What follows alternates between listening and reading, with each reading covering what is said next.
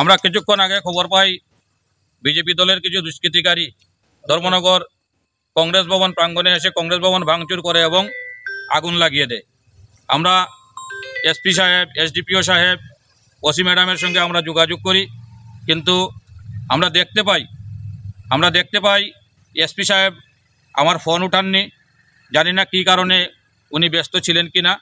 SDPO সাহেব phone return করে যখন ঘটনা জানেন, পুলিশ বল এখানে পাঠিয়ে দেন উনি, এবং ফায়ার সার্ভিসকে ফোন করার পর ফায়ার সার্ভিস আসে কংগ্রেস ভবনে যে আগুন লাগানো হয়েছিল সেই আগুন নিভিয়ে দেওয়া হয়।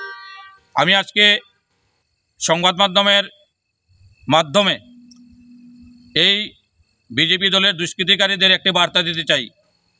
কংগ্রেসের উপর তোমরা যত আঘাত আনবে, কংগ্রেস যত তেতিয়ে মাঠে নেমে সমস্ত জবাব গণতন্ত্রের মাধ্যমে দিয়ে ধর্মনগরের গণতন্ত্র ফিরিয়ে আনবে।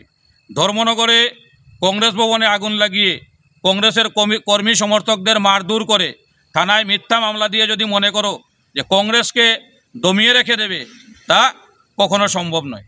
আমরা প্রদেশ সভাপতির সঙ্গে যোগাযোগ করেছি।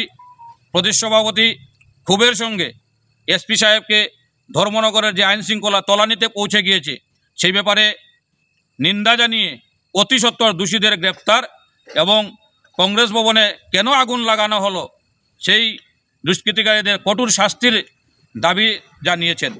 আমরা খবর পেয়ে সাথে সাথে আমরা এখানে এসেছি। আমরা দেখব কি করে